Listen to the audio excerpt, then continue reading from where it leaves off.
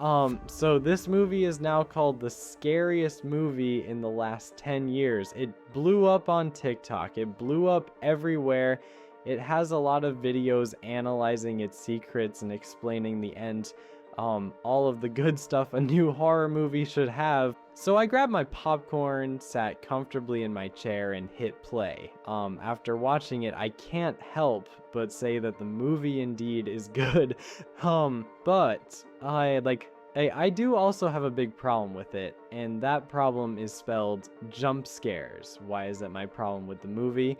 Well, let me just pull up a tier list right here and let us analyze the jump scares the formal way.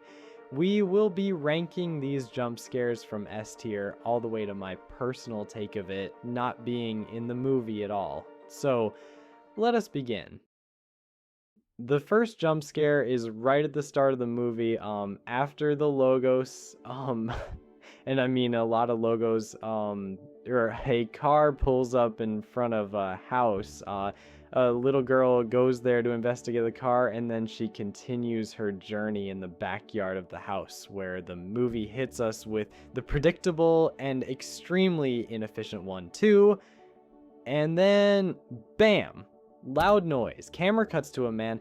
This is just a very bad way to open the movie. A classic jump scare that scares no one. Maybe except a person that has never seen a horror movie before. Come on, man. Like, you can do better than this. Now, as for the tension built for the jump scare, that is not really there either. The movie uses a few slow zoom-ins for tension and the girl walking. A car pulling up near a house is not tension. Slow zoom-ins do not build the tension that this scene deserved. And after all of this pseudo-tension, I don't know what to say about a 1, 2, 3 jump scare. Yeah, with all of this being said, bad tension, bad jump scare, no real reason for a jump scare in this scene. I will place it at the very bottom of the tier list. This opening scene would have been a lot better without this attempt towards jump scare. On to the next one. Our second jump scare of the movie is about 2 scenes later, where Agent Lee Harker and another FBI agent are looking for the serial killer known as Longlegs. They step out of the car, and Agent Harker has a weird intuition that the killer is right in a nearby house. Agent Fisk goes there to investigate and... Hi there.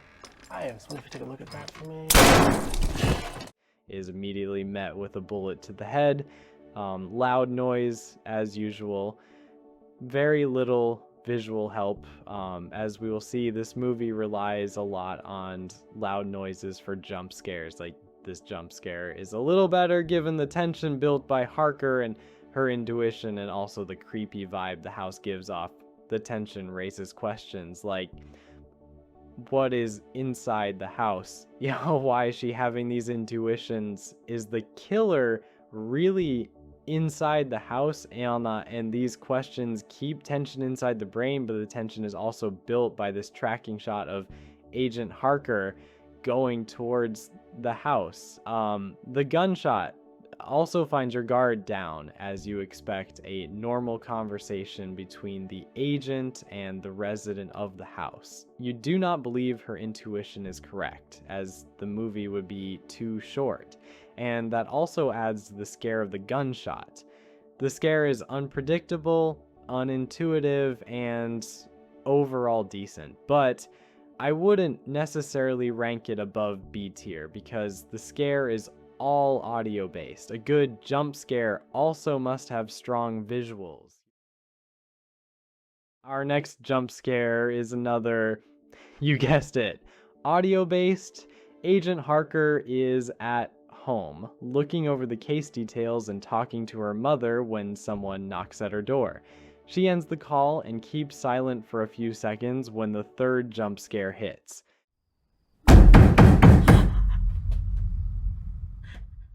A loud knock on the door, scaring Harker. This reminds me of a scene in The Conjuring 2 that also has a loud knock on the door. It can be classified as a jump scare in both cases, but The Conjuring 2 uses it as a tension builder for a greater jump scare. Longlegs feels like it uses it for a jump scare, so we will consider it as such, because there is no other jump scare in the scene. So, again, just audio, no visual. I can understand this is the movies thing, but it doesn't really work, to be honest. It has a little bit of tension because Harker ends the phone call, and because of the prior knocks, but a cut to jump scare is cheap and boring. It works very well for a tension builder as seen in The Conjuring 2, but it feels like the movie is treating it like a jump scare on its own. Yeah, sure, she goes out to find the intruder, but the tension is already gone as presented by the music of the scene. The music feels like the scare is over and we are moving on, and a very unsatisfying scare. C tier, in my opinion. The fourth scare starts its tension with Harker from outside seeing a man inside the house, so we have tension from the start. The music goes almost silent. She goes inside the house to find that the man left an envelope on the desk. We zoom on the envelope, and then bam. The scare is the part 2 intro, of course, with a loud noise. Oh man, what a waste, honestly. What a waste of good tension, good setting, good everything. There are not many things scarier than a creepy serial killer being inside your home and hiding, and the movie puts you in that position only to lead up to an extremely cheap scare. And I mean extremely cheap. Just to show you how cheap it is, I have done a little editing to the scene. Tell me your opinion.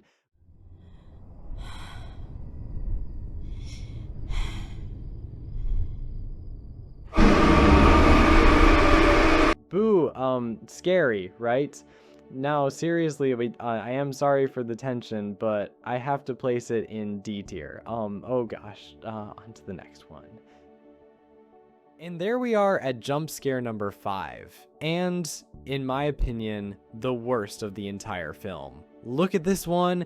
Agent Harker and Agent Carter go to an abandoned farm, where a lot of murders have occurred. In the barn, they find a casket in which they find a doll. They take a look at the doll, the camera zooms in.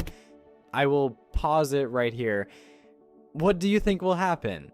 I will give you a multiple choice answer here.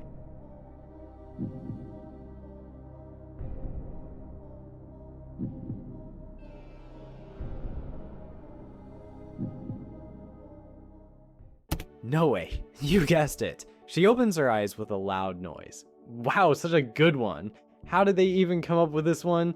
This jump scare is bad on a million different levels. Yeah, straight out of the movie with this one. Number 6, another terrible one. Harker is in her mother's kitchen making food when suddenly a bug comes from under the door. She looks really focused at that bug and the bam snakes. This is just terrible, man. Should we be getting rid of it? Absolutely. The last jump scare of the movie starts with Harker sitting down and looking at old photos found in her old room. She stumbles upon one photo that seems to shock her, and then there's the jump scare. Scary, right? I have said it several times this video. You cannot have a jump scare without tension. There is no tension here. The jump scare is bad, dude. It sucks.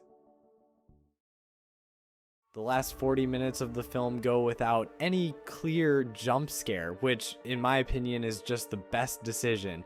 I think the entire movie shouldn't have had jump scares. They were cheap, they had no build behind them, they were audio-based.